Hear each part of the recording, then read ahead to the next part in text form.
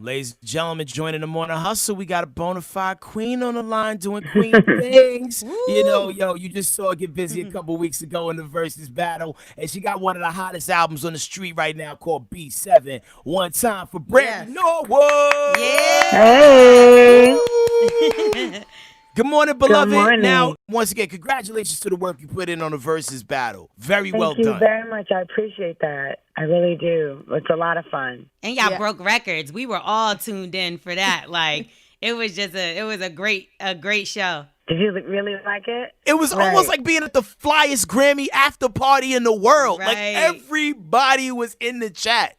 Was there anybody particular that shocked you that was in attendance? Yes, like Lenny Kravitz was in attendance, Michelle Obama, Kamala Harris, of course Missy Elliott, Timbaland, everybody was in there. And I was so happy just for everybody to see us come together and reunite and celebrate our music. It just felt surreal, and it went by so fast. Now, one of your more popular songs, like for back in the day, was Sitting on Top of the World. What is a time, space, and place where you truly felt like you were definitely sitting on top of the world? I felt like that after The Boy Is Mine. That was like a really monumental song, and it was huge. It was number one for so many weeks, and I felt like, okay, this is different. This feels different. You know, we won a Grammy for that song. It just felt like, okay, this is what this level of success feels like. Hey, Brandy, this is Angie Ann checking in with you. I wanted to say as well, we learned some things from you listening to the battle, including the fact that you like singing background vocals. I didn't know that, but it's interesting because when I listen to B7, you really hear just these melodies and these vocals from you. Can you speak to kind of your thought process and your creative process on B7? Because this is a beautiful vibe right here. It's a great album. Thank you. Different. I appreciate that. Yeah, backgrounds are my thing. I absolutely love it. I grew up in an a cappella church, so that's all I did was sing in harmony with other kids, and so that's always been my thing. And my dad bought me like a 4-track when I was really young, so I would play with that and stack vocals, and so that's always been like my thing. And then when I got to the studio, it's just something that I love to do. One of my favorite songs on the album is High Heel, and it features Sarai, your daughter. Sarai, and she's actually rapping, and that was something you were going to get into at one point. You was turning into a rapper, but then you went back to That was me rapping. That was you rapping? That throws everybody off. Like, everybody know Brandy got some bars, yo. Yeah, that was me rapping. Because I was like, she sounded like a grown woman rapping, but that was you killing it. She's the first verse and mostly all of the background. And wow.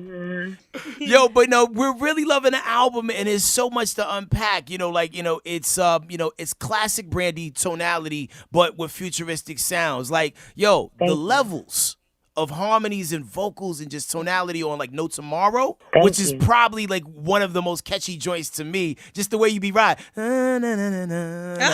it stayed in your head all day.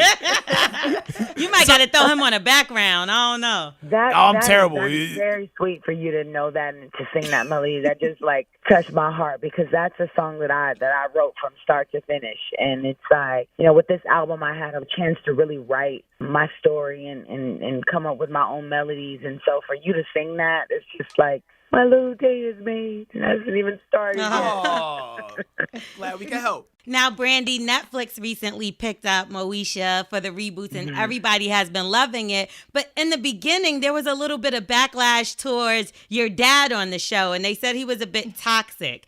That's what people said about Moesha? Yeah, they said that the dad was toxic. It's interesting. I've been watching all the breakdowns, the analysis of all the characters. It's much different today than they looked at it, than we were watching it. But, just like he seemed a little more judgmental, I think, than towards people. You. Have you heard any deep analysis when it comes to people watching Moesha and like breaking the character down more than they ever did back then? You know what? I haven't even been paying attention. I've just been so thankful that it's on, such a platform like Netflix, and it's been trending forever. I'm focusing on the possibility of us doing a reboot. Oh. My dad can make up for all of that. on the reboot. Have you ever been at a party where they've played the Moesha theme song? Because that's totally a thing. Never. Like sometimes I'll go I to know I'll go to a party and like a DJ will get into a weird bag and just start like playing like theme songs Fresh from like Prince, popular 90s yeah. sitcoms. And everybody always goes up when the Moesha joint come on, yo. I have never experienced that, and I don't think I ever want to. I would be Really? I would feel a little bit. You're not gonna do the dance like with No. your hands underneath your chin? Oh.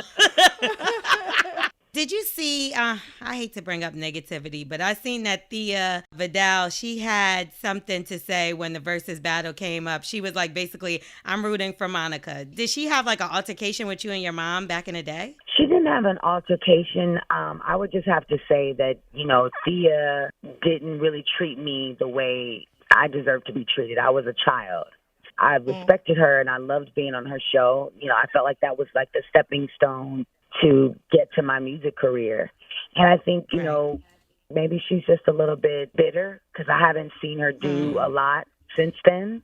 So I think it was just a way to get attention. And I just honestly believe that. But yeah, she needs a little love right now. Understood. Well, yo, we're excited for everything that you have contributed to the culture, and it's so dope. You still get this love to this day, man. Whether you talk about things from the music space, whether you talk about the resurgence of Moesha on Netflix, Right. Yo, we love you, Brandy. Continue success. B7 is out right now, and if you had to do an elevator pitch, explain to people why they should listen to the album, what would you say? I would say the B7 is not only rooted in R&B, but it's also outside of the box. There's a song on there for everybody, and it touches on so many topics that people go through. And when you hear this album after, you won't feel alone. Okay, and are you alone currently, Brandy? Because we've been going through quarantine and all kind of stuff, and we know the fellas love you. So are you available right now, or are you looking for love, or are you just cool with where you at? I'm not available at all. I am committed to myself and to my daughter. Oh, okay. They still gonna slide in them DMs, girl. Oh, no, girl. Did you check, Brandy? Because I know your DMs had to be lit after Versus. They was lighting up, wasn't they? Slide in there to see who in there. A couple of names. But I'll just get really shy and don't respond. Don't be like that. No, I think the future may be lying up in there somewhere. Never know. Stop trying to put me with people in my DMs, girl. I bet your DMs look like the BET Awards, the NAACP Awards. Peace, love, and light, queen. One time for Brandy Norwood. Thank you. Get that album, Brandy. B7, y'all. B7 everywhere. Thank you, Brandy. You guys. Love you guys. Bye. We are the morning hustle.